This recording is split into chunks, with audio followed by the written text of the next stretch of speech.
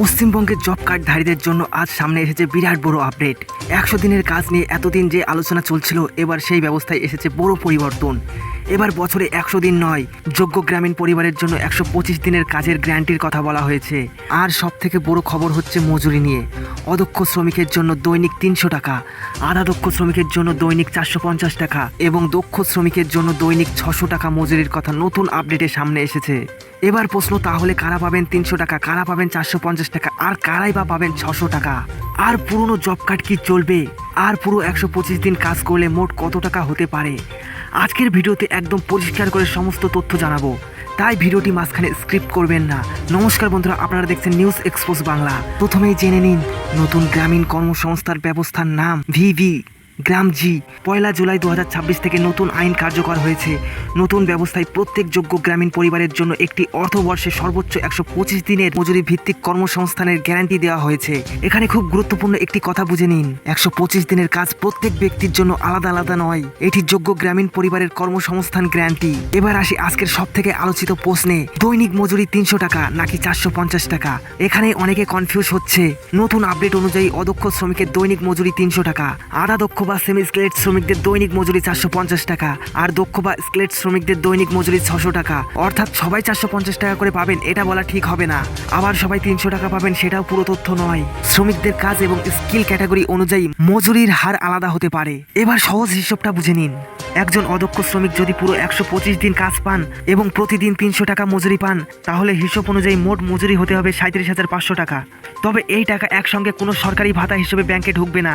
আপনি যতদিন অনুমোদিত কাজ করবেন এবং কাজের রেকর্ড হবে, সেই অনুযায়ী মজুরি প্রাপ্য হবে। এবার আধা দক্ষ শ্রমিকের হিসাব দেখুন। দৈনিক 450 টাকা হারে পুরো 125 দিনের সরল হিসাব করলে মোট দাঁড়ায় 56,250 টাকা। আর দৈনিক 600 টাকা হারে 125 দিন সরল হিসাব করলে মোট দাঁড়ায় 75,000 টাকা। আবারও পরিষ্কার করে বলছি, সব জব কার্ডধারী 56,250 টাকা বা 75,000 টাকা পাবেন না। আপনি কোন ধরনের কাজে নিযুক্ত হচ্ছেন এবং কোন স্কিল ক্যাটাগরিতে কাজ করছেন তার উপর প্রযোজ্য মজুরি নির্ভর করবে। এবার প্রশ্ন, পুরনো জব কার্ড কি চলবে?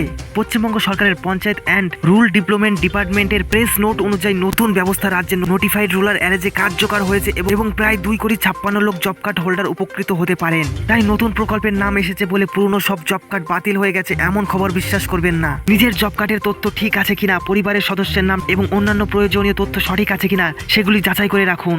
এবার কাজ চাইবেন কিভাবে? আপনার জব কার্ড থাকলে স্থানীয় গ্রাম পঞ্চায়েতে যোগাযোগ করুন। কাজের ডিমান্ড বা কাজ চাওয়ার সরকারি প্রক্রিয়া সম্পর্কে তথ্য নিন। শুধু জব কার্ড বাড়িতে রেখে দিলেই টাকা পাওয়া যাবে না, এটি কাজের বিনিময়ে মজুরি। তাই জব কার্ড আছে মানেই বাড়িতে বসে প্রতিদিন 300 বা 450 টাকা পাবেন, এই ধরনের খবর বিশ্বাস করবেন না। নতুন আইনে যোগ্য গ্রামীণ পরিবারের প্রাপ্তবয়স্ক সদস্যরা কাজ চাইতে পারবেন। কাজের পরিকল্পনা গ্রাম পঞ্চায়েত স্তরে ভিক্সিট গ্রাম পঞ্চায়েত প্ল্যান এর মাধ্যমে হবে। এবার একটি বড় বিষয়, সরকারি কাঠামো অনুযায়ী কাজের ডিমান্ড করার পর নির্ধারিত সময়ের মধ্যে কাজ দেওয়ার ব্যবস্থা রয়েছে। কাজ না দেওয়া হলে নির্দিষ্ট নিয়ম ও শর্ত অনুযায়ী আনএমপ্লয়মেন্ট অ্যালাওয়েন্সের বিধান রয়েছে। তবে এই ভাতা পাওয়ার জন্য সরকারি প্রক্রিয়া এবং শর্ত প্রযোজ্য হবে। কেউ যদি বলে 15 দিন পর হলে অটোমেটিক টাকা ব্যাংকে ঢুকে যাবে, সেটা ধরে নেবেন না।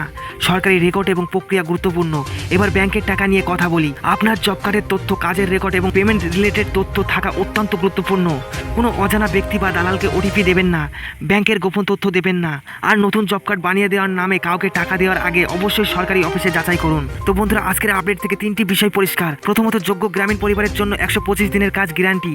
দ্বিতীয়ত, অদক্ষ শ্রমিকের দৈনিক মজুরি 300 টাকা। তৃতীয়ত, নতুন আপডেট, আধা দক্ষ শ্রমিকের জন্য 450 টাকা এবং দক্ষ শ্রমিকের জন্য 600 টাকা দৈনিক হারের কথা সামনে এসেছে। তাই 300 নাকি 450? এই প্রশ্নের উত্তর হচ্ছে কাজ এবং স্কিল ক্যাটাগরি অনুযায়ী মজুরির হার আলাদা। আপনার বাড়িতে জব কার্ড আছে?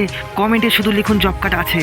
আর আপনি অদক্ষ, আধা দক্ষ এবং দক্ষ শ্রমিকের পার্থক্য নিয়ে আলাদা ভিডিও চান কিনা অবশ্যই কমেন্টে লিখুন পার্ট 2।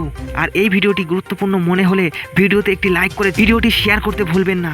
পশ্চিমবঙ্গের সরকারি প্রকল্প, জব কার্ড এবং নতুন সরকারি আপডেট সবার আগে পেতে নিউজ এক্সপোজ বাংলা চ্যানেলটি অবশ্যই সাবস্ক্রাইব করে সঙ্গে থাকুন। ধন্যবাদ বন্ধুরা, আবার দেখা হবে পরবর্তী গুরুত্বপূর্ণ আপডেট নিয়ে।